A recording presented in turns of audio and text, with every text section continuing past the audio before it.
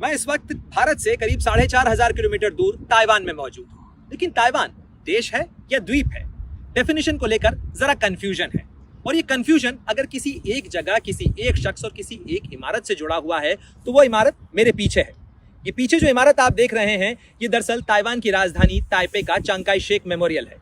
चांग Kai Shek वो शख्स जिन्होंने 1949 में यानी 1949 में चीन के गृह युद्ध के बाद और सत्ता से बेदखल होने के बाद ताइवान में पनाह ली थी और यहां आकर उन्होंने अपनी सरकार यानी जिसे बीजिंग की सत्ता से माओ जेडुंग और उनकी कम्युनिस्ट पार्टी ने हटाया था, उनके साथ मिलकर यहां रिपब्लिक ऑफ चाइना की स्थापना की थी। यानी जिस रिपब्लिक ऑफ चाइना को माओ जेडुंग और उनकी पार्टी ने बीजिंग में खत्म किया, पीपल्स रिपब्लिक ऑफ चाइना बनाया, उसे यहां आकर वापस से प्लांट कर दिया चांग काई शेक ने और घोषणा कर दी कि दरअसल यही रिपब्लिक ऑफ चाइना है। और वो लंबे समय तक यूएन की सीट पर भी काबिज रहे चीन के नाम पर। यानी ये छोटा सा देश दरअसल 1971 तक चीन था, जिसे संयुक्त राष्ट्र संघ में चीन माना जाता था और दरअसल जिसे आज हम चीन जानते हैं वो संयुक्त राष्ट्र संघ में सुरक्षा परिषद में सदस्य ही नहीं था 1971 तक। लेकिन उसके बाद पासा बदला, अमेरिका ने अपना रुख बदला और उसके साथ ही ताइवान की सीट छीन ली गई, ताइवान को सीट से हटा दिया गया और साथ ही उस जगह पर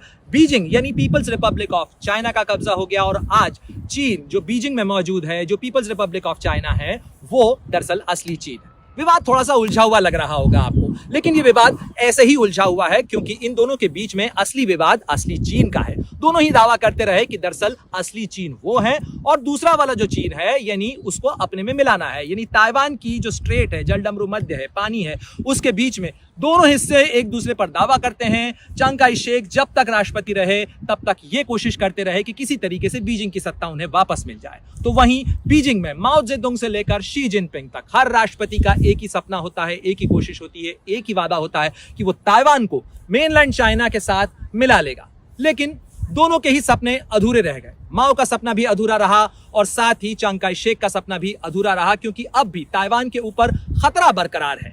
और खतरा इस चीज का है कि चीन अब लगातार ताकतवर होता जा रहा है और वो कोशिश कर रहा है कि वो ताइवान को अपने में मिला ले। लेकिन ताइवान में चांग काई शेक और उनकी कुमिंगतांग पार्टी तो सत्ता से बाहर चली गई, लेकिन यहां पर अब नई पीढ़ी है और वो नई पीढ़ी इस चीज को मानने के लिए कतई स्वीकार नहीं है कि उसका चीन में मिल जाना किसी भी तरीके से उसके लिए फायदेमंद हो सकता है। वो अपने वजूद की बात करती है, अपने लोकतंत्र की बात करती है और किसी भी कीमत पर मेनलैंड चाइना यानी बीजिंग वाले चाइना यानी पीपल्स रिपब्लिक ऑफ चाइना का हिस्सा बनने के लिए तैयार नहीं है और यही लड़ाई की वजह भी है।